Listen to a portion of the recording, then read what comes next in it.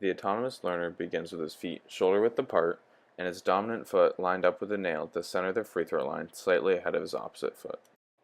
The autonomous learner then does his routine before squatting into an athletic position with the ball in front of his chest and eyes directly on the rim.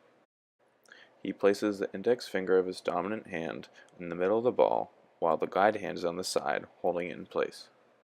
Then the autonomous learner straightens his legs and brings the ball up simultaneously, keeping it in the same vertical plane. It is important that the autonomous learner rests the ball on his finger pads to provide as much control as possible. The autonomous learner fully extends his arms and legs, then flicks his wrist to release the ball. The guide hand remains off to the side and straight, while the dominant hand follows through into the cookie jar. Notice how the autonomous learner has a practice routine and holds his follow through, while the cognitive learner drops his arms immediately after the ball is released.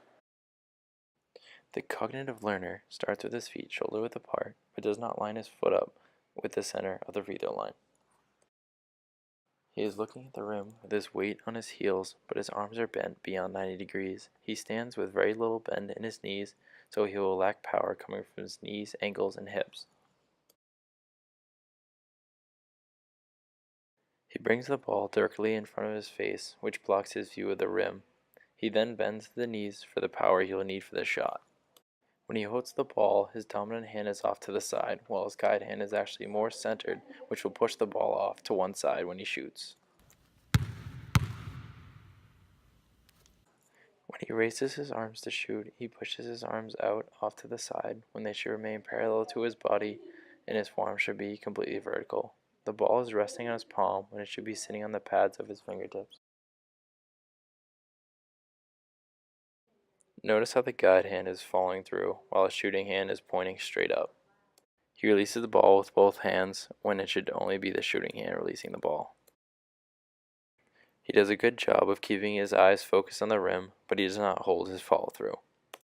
Now we'll compare our cognitive learner before and after he learned to shoot a foul shot. Here is another look at the cognitive learner after learning to shoot a foul shot.